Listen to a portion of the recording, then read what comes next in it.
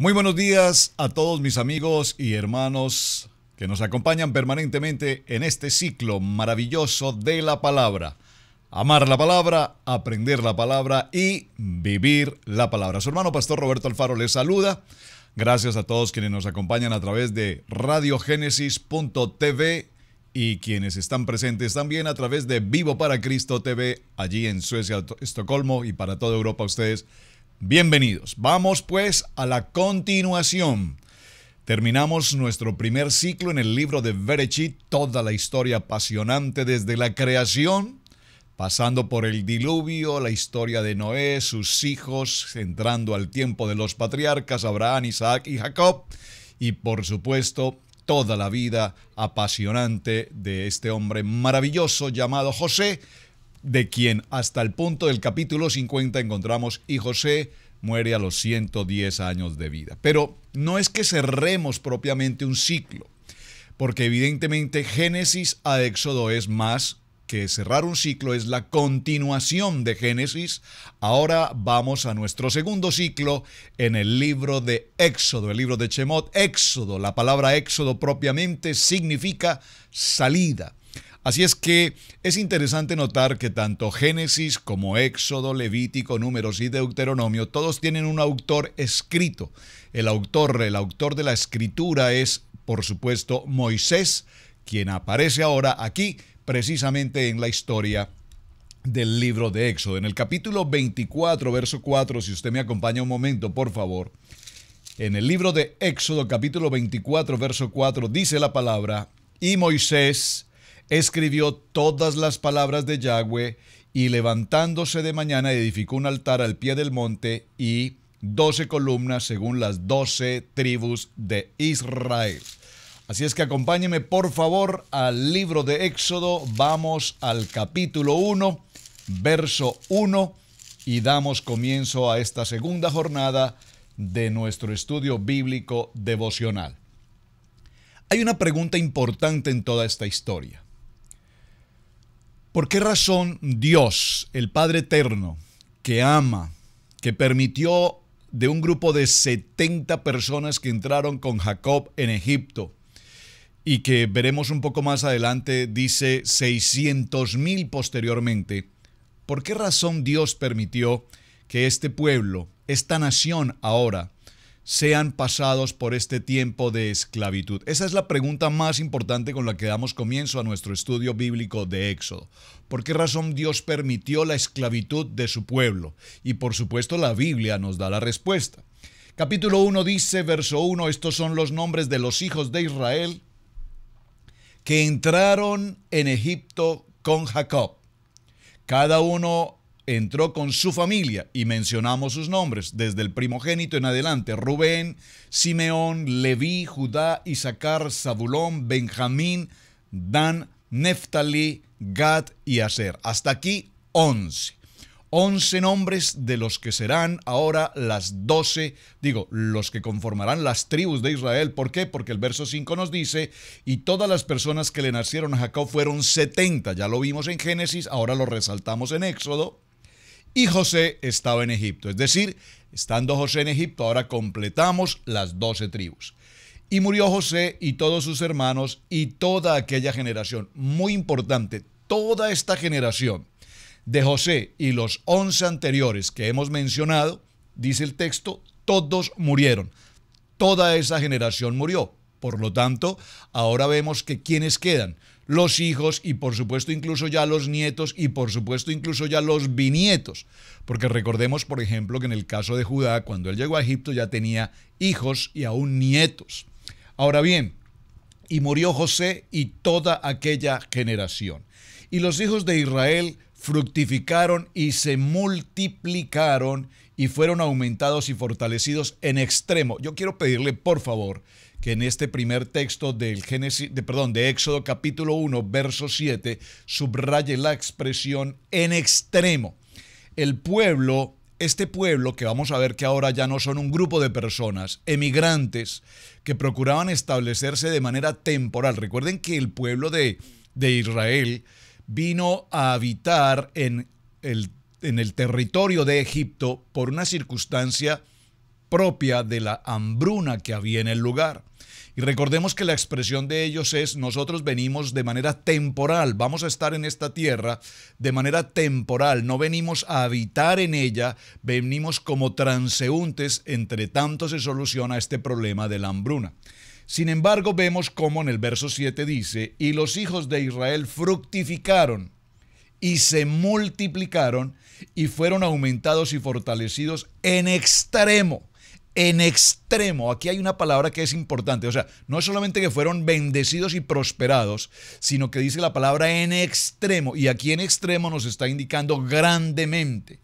Dice, se multiplicaron y fueron aumentados. Recuerden, siempre tengan de presente el texto de Génesis capítulo 1, verso 28, cuando nos dice: y los bendijo Dios y les dijo, fructificad y multiplicaos. Siempre el propósito de Dios ha sido que la raza humana, la generación tras generación se multiplique y se multiplique. Y aquí en Éxodo es muy importante tener presente esta expresión, porque evidentemente veremos cómo no solamente se multiplicaron, sino que sobreabundaron. Incluso pareciera ser que cuando los hijos hebreos nacían, no nacían 1 o 2 o 3, nacían incluso hasta 6 hijos en cada parto. Es una manera interesantísima de ver cómo había esa gran multiplicación. Verso 8. Verso 8. Entre tanto, se levantó sobre Egipto un nuevo faraón, un nuevo rey que no conocía a José. Muy importante este dato que nos entrega Éxodo en su introducción. Un nuevo faraón. Recordemos que el faraón anterior, cuyo nombre nunca se nos indicó, este faraón no solamente recibió a José, no solamente recibió la interpretación de los sueños, sino que adicional a ello, evidentemente, tenía un aprecio extraordinario en la vida de José, al punto que lo nombró gobernador y le entregó toda autoridad sobre las tierras y sus alrededores en Egipto.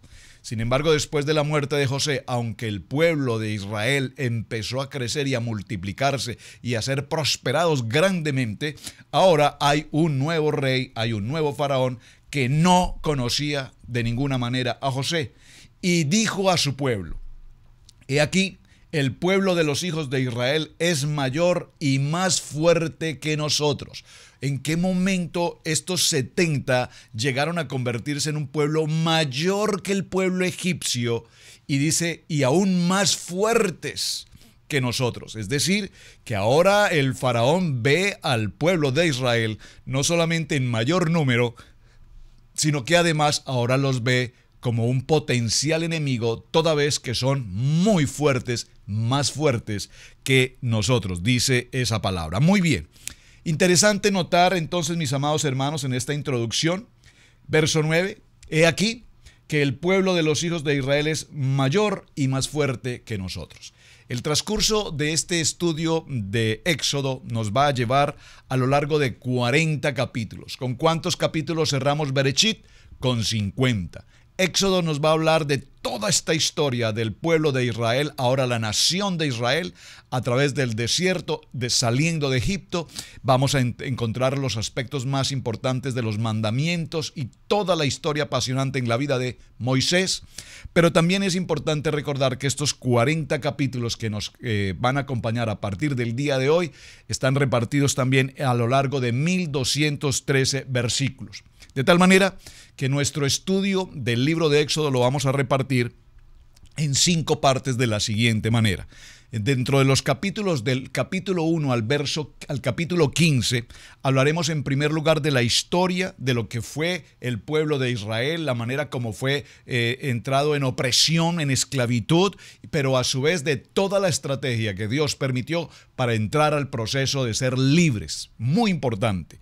De los capítulos 16 al capítulo 24 veremos lo que ha significado la travesía en el Sinaí, y allí, por supuesto, el punto más glorioso en todo nuestro estudio, cuál es la entrega de los mandamientos, muy importante, porque recordemos que hasta este momento teníamos unas ordenanzas, que eran las ordenanzas de Noé, 7 preceptos de Noé. Ahora nos encontramos frente al Decálogo, los 10 mandamientos y lo que sucede allí precisamente en el Sinaí. y algunas otras leyes que también es importante que tengamos presente.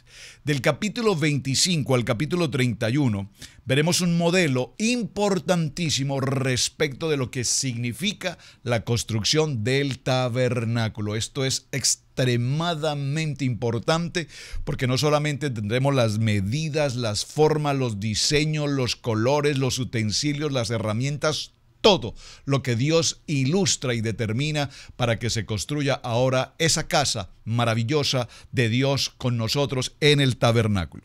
Del capítulo 32 al capítulo 34, ahora nos veremos enfrentados a lo que es precisamente el tiempo de la apostasía. Y en este tiempo de la apostasía hablaremos justamente de lo que tiene que ver con el becerro de oro. Allí en este punto nos daremos cuenta de algo extremadamente importante, precisamente lo que tuvo que suceder en el capítulo de...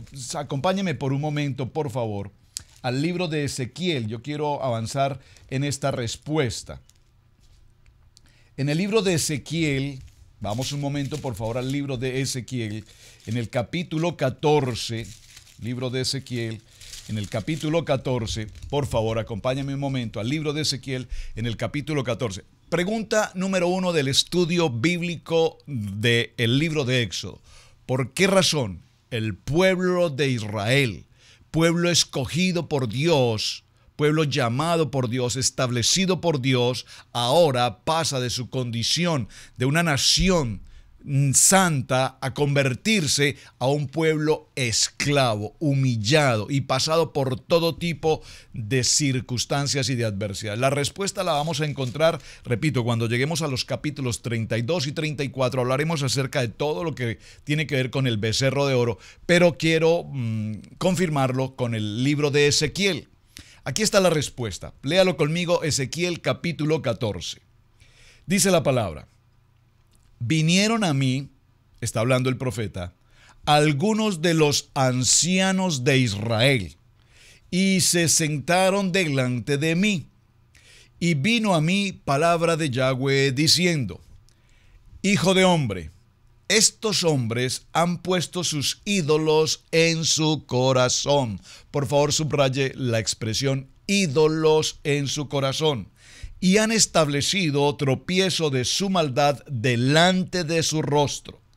¿Acaso he de ser yo en modo alguno consultado por ellos?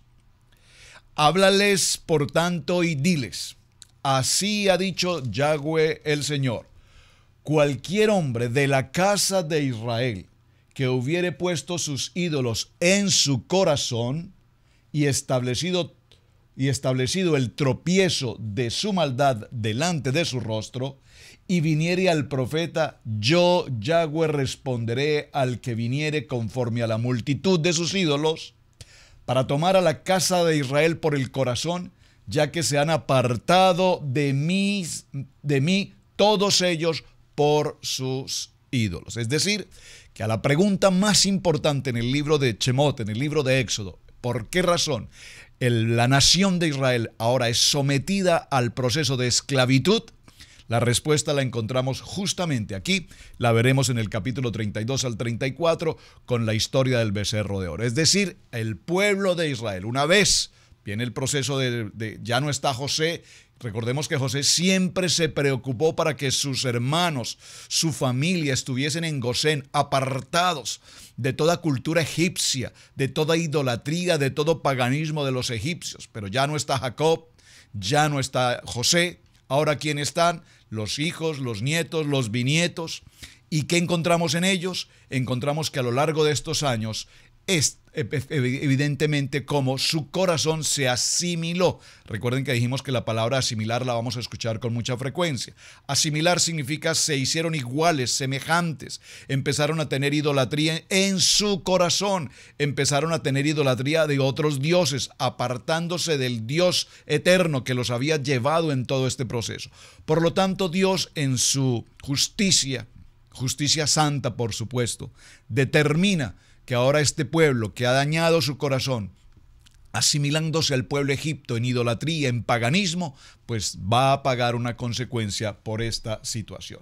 Recordemos que se está cumpliendo algo profético, porque en el libro de Génesis, recordemos como en el capítulo 35, ¿qué dijo Dios a Abraham? Dijo, evidentemente, en el libro de Génesis, en el capítulo 15, en el verso 13, Abraham recibe una palabra y en esa palabra Dios le dice precisamente a Abraham que su pueblo, ¿cuál? Israel, que vendrá posteriormente, pasará a tener un tiempo de esclavitud. Esto, por supuesto, Abraham en este momento todavía no lo puede comprender, pero lo fue transmitido a quien, a Isaac, y posteriormente fue transmitido a quien, a Jacob. Cuando Jacob pisa la tierra de Egipto, él entiende que evidentemente aquella palabra profética que su abuelo le había enseñado, Abraham le había enseñado, se estaba cumpliendo ahora con José y se cumpliría después, posteriormente, con sus hijos. Muy bien, entonces la palabra se está cumpliendo hasta este punto. Ahora el pueblo de Israel está condenado a ser un pueblo esclavo.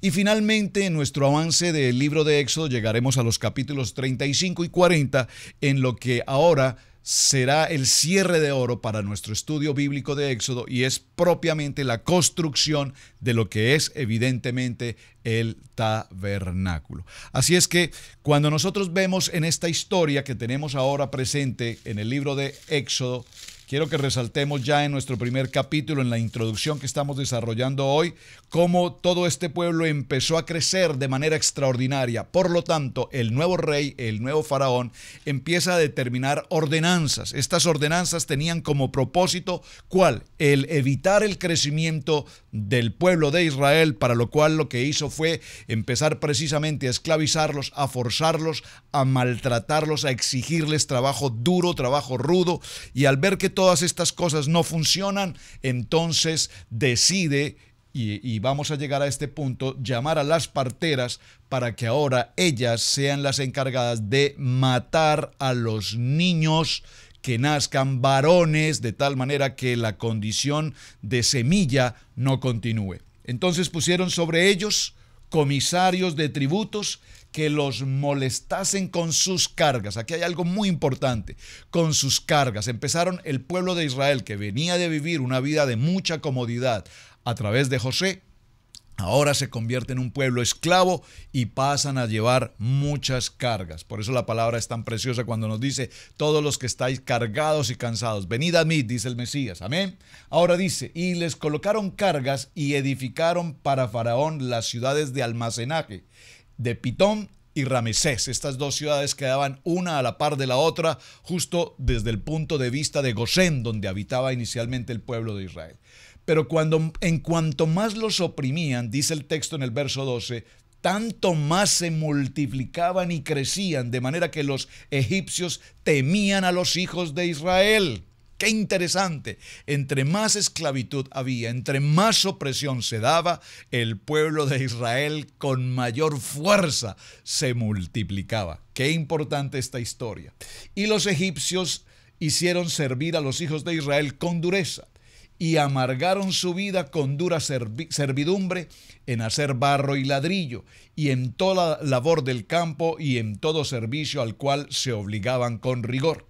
Y habló el rey de Egipto a las parteras de las hebreas, una de ellas llamada Cifra y otra llamada Fua, y les dijo, cuando asistan a las hebreas en sus partos y veáis el sexo, si es hijo, matadlo, y si es hija, entonces que viva. Esta es la primera condición que el faraón empieza a colocar con el ánimo de que no haya más multiplicación del pueblo de Israel. Pero las parteras, y subraye por favor en el capítulo, verso 17, subraye la expresión, pero las parteras temieron a Dios, temor a Dios. Aquí hay una palabra muy interesante, el temor a Dios. Esta palabra ya la habíamos visto en el Génesis. Recordemos por un momento cuando Sara fue raptada, recuerden esa historia, por el rey Abimelech. Recuerden que Abraham dice, no es mi esposa, es mi hermana.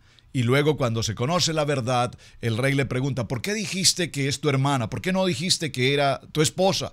Dijo, porque tuve temor, porque ustedes sentí miedo de que me fueran a matar, porque ustedes no tienen temor de Dios. Aquí está esa expresión, temor de Dios. Entonces, el temor a Dios es esa reverencia. El temor a Dios aquí nos habla de tener miedo. Abraham tuvo miedo de que le mataran. Dice, ustedes no tienen temor de Dios. Y ahora, como vemos en el verso 17, dice, y las parteras temieron a Dios. Esto nos muestra algo muy importante.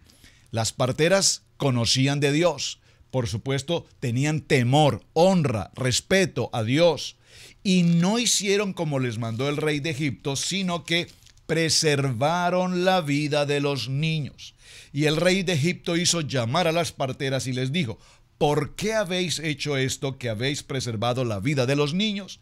Y las parteras respondieron a Faraón, porque las mujeres hebreas no son como las egipcias, pues son robustas y dan a luz antes de que la partera venga a ellas. Y Dios hizo bien, por favor subrayen el verso 20 esta expresión, y Dios hizo bien a las parteras, y el pueblo se multiplicó y se fortalecieron en gran manera. Aquí esta expresión, y Dios hizo bien a las parteras, es decir, Dios las bendijo, Dios las prosperó, Dios las multiplicó. En otra expresión en hebreo dice, y Dios bendijo sus casas, probablemente las bendijo aún con más hijos, probablemente las bendijo con mayor economía, por supuesto. Lo importante aquí es que las parteras libraron de la muerte, es decir, no cumplieron con la ordenanza del faraón por el temor y la reverencia a Dios. En el verso 21, y por haber las parteras temido a Dios, Dios las prosperó a sus familias. Obsérvenlo puntualmente en el verso 21, así lo indica. Y por haber las parteras temido a Dios, Él prosperó sus familias. Ese prosperó sus familias, las prosperó en hijos, las prosperó en economía, las prosperó en salud, las prosperó en toda bendición. Entonces, Faraón mandó a todo su pueblo diciendo, echad al río a todo hijo que nazca y a toda hija preservad la vida. Entonces, el segundo plan o la segunda acción que comete o que inicia el faraón para empezar a extinguir al pueblo de Israel, para evitar su multiplicación, ¿cuál es? Entonces ahora échenlos al río, ahóguenlos, de tal manera que si son varones, ahóguenlos, y las que sean mujeres, preserven su vida. Esto es lo que nos narra el primer capítulo del libro de Éxodo, y vemos como conclusión que emplearon una serie de razones y formas de tal manera de oprimir al pueblo de Israel.